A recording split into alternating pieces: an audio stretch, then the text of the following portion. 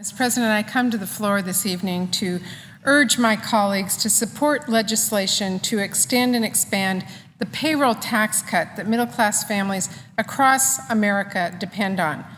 Last week, Democrats brought a bill to the floor that would have not only accomplished this goal for our workers, it would have also cut the payroll tax for half of our nation's employers and eliminated it entirely for businesses who were making new hires. To pay for this proposal, Democrats proposed a small surtax on millionaires and billionaires, that is, people who are earning more than $1 million a year. In order to extend and expand a critical tax break for middle-class families and small business owners, we thought it right to call on the wealthiest among us, those who can afford it, to pay just a little bit more at a time when the vast majority of Americans are really struggling. Our bill set up a choice, and we thought it was an easy one. Do you vote to extend critical tax cuts for middle-class families, or do you vote to protect the wealthiest Americans from paying 1 penny more in their fair share?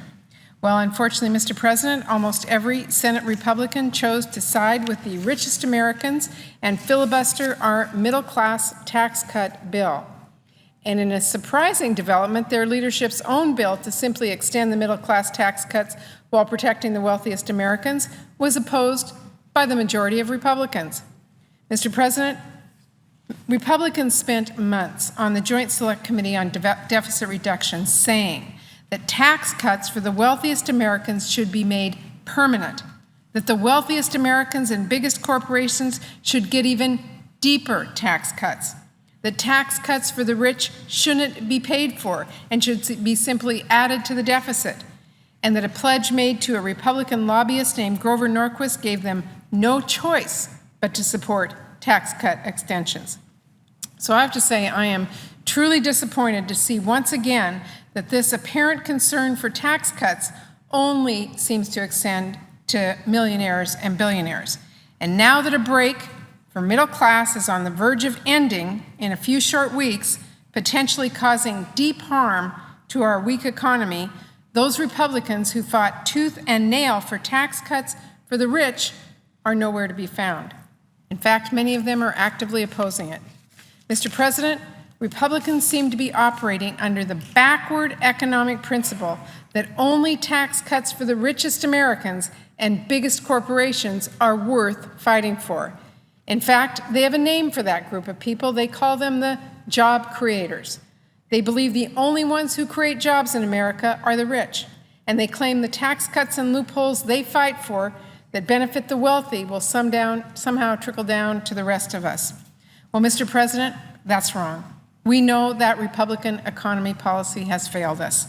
It was this kind of thinking that turned a surplus into a deficit, that brought our economy to its knees, that failed our middle class, and allowed the wealthiest Americans to amass record fortunes paying the lowest tax rates in decades.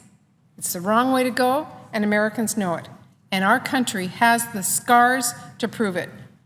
Mr. President, a constituent of mine named Nick Hanauer recently published an op-ed in Bloomberg Businessweek that speaks to this point exceptionally well. Nick is a businessman. He's a venture capitalist in Seattle. He helped to launch more than 20 companies, including Amazon.com, and he has a deep understanding of 21st century jobs and the innovation economy. Nick wrote in that it's not tax cuts for the rich that create jobs, but that, and I want to quote him, he says, only consumers can set in motion a virtuous cycle that allows companies to survive and thrive and business owners to hire.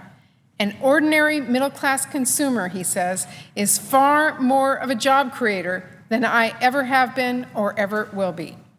He advocates ending the tax breaks for the rich and using some of that savings to give average working families a break and put more money in their pockets. Nick's logic is clear, and it makes economic sense. It's in line with the American public believes, and it's exactly why this middle-class tax cut needs to pass. So while I strongly supported our last bill that would have extended and expanded this tax cut on both workers and employers, it was clear that Republicans were not going to drop their filibuster. So we are back now with a compromise. Republicans claimed to be concerned that our bill was too big. so we scaled it back. They said they didn't like the surcharge on the wealthiest Americans, so we cut it down significantly and we made it temporary. And to make it even more acceptable, we included spending cuts that both sides said were acceptable, as well as their proposal to make millionaires ineligible to receive unemployment insurance and food stamps. So, Mr. President, the compromise that's before us is fully paid for.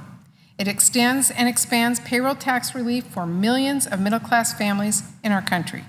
It will create jobs and provide a critical boost for this economy at a time when we desperately need it.